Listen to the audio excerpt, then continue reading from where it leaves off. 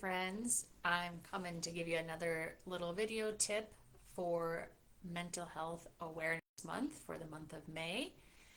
I know there's only a couple of days left of May, but that's okay. I'll probably still keep talking to you guys anyway.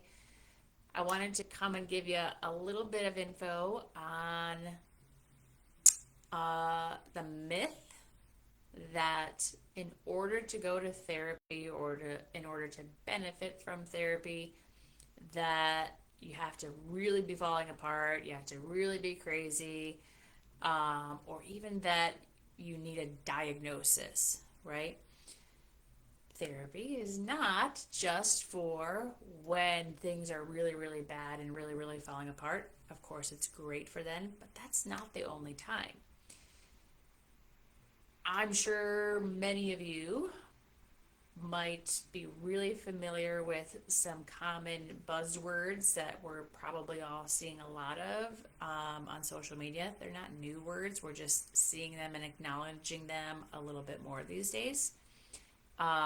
So I'm like, raise your hand if you or someone you know has some perfectionistic tendencies, or if you or someone you know would be labeled as a people pleaser, or somebody that um, really is the one that like people come to, they bring their stress to, they're really good at figuring things out, but they're also kind of stressed out and overwhelmed themselves, right? Guess what? Perfectionism is not a diagnosis. People pleasing is not a diagnosis. Putting everybody else's needs before your own is not a diagnosis. That doesn't mean that there's not great healing and insight and work that can happen there, and that work is not needed, right? Like, of course it is. There's just not a diagnosis for that.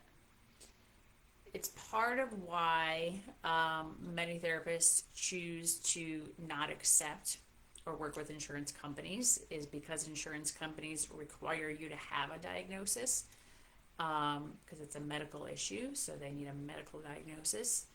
But there's not a diagnosis for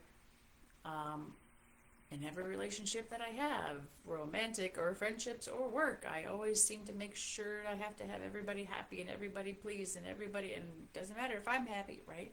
That's not a diagnosis. It doesn't mean there's not stuff to work on. So I just want to invite that opportunity to consider, like, maybe there's stuff that we just want to explore a little bit or understand about ourselves a little bit more deeply. Little personal story about me. And so I had been already a therapist for a really long time. Don't make me do math because I am not a math major. I'd already been a therapist for, I'm just going to say, I don't know, uh, 10, 12 years, something like that. So I already knew some stuff, right? I already knew skills. I already had a great, vast work experience, right?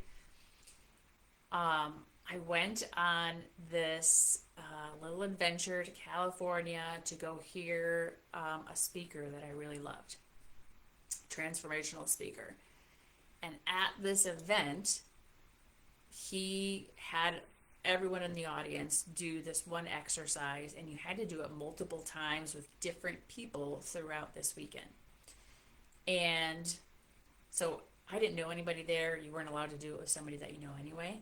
So I had to do this exercise with basically strangers that I had just met multiple times. And every time I did this little exercise, even though I'm really smart, even though I'm pretty confident, even though I know my shit when it comes to my job, every time I did this little exercise, I started crying. Every time. And as it was happening, I was like, what is going on right now? I don't even know, like, I don't even know what's getting, triggered inside of me. I don't even know what's happening. Um, so that was a big pivotal moment for me in my awareness that on paper, on the outside, it looked as though I had a lot of things going for me. I did have a lot of good things going for me. I knew a lot of stuff. And also, there was something in me that I had not really been aware of that this exercise kind of brought to the surface. So I left that weekend, and shortly after that, I came home and I found myself a therapist because I'm like, somehow, like, I'm not one that cries a whole lot in front of other people. I'm like, this is what happened. So, like, something's there. Something's ready to get looked at. Something's ready to get explored. And I just want a safe place to be able to do that, right? So, it's not about always like fixing a diagnosis. It's not even always about relieving symptoms, although certainly that can be necessary and helpful. Sometimes we're going to therapy just because we want to understand ourselves a little bit more deeply. We want to understand, why am I the way I am right now, right? We want to have some awareness around our patterns. Where did those come from? Where did I start doing that? Why did I start doing that? How has that pattern been serving me? How is it no longer serving me, right? Sometimes we just need a space to feel seen and heard, maybe for the first time in our lives, or maybe in that deep of a way for the first time in our lives, right? So I hope that this is making sense, that don't get hung up on whether things are falling apart. Sometimes we're going just to be curious and to help us to evolve in a way we wouldn't have thought to ask for before. We wouldn't have known to ask for before.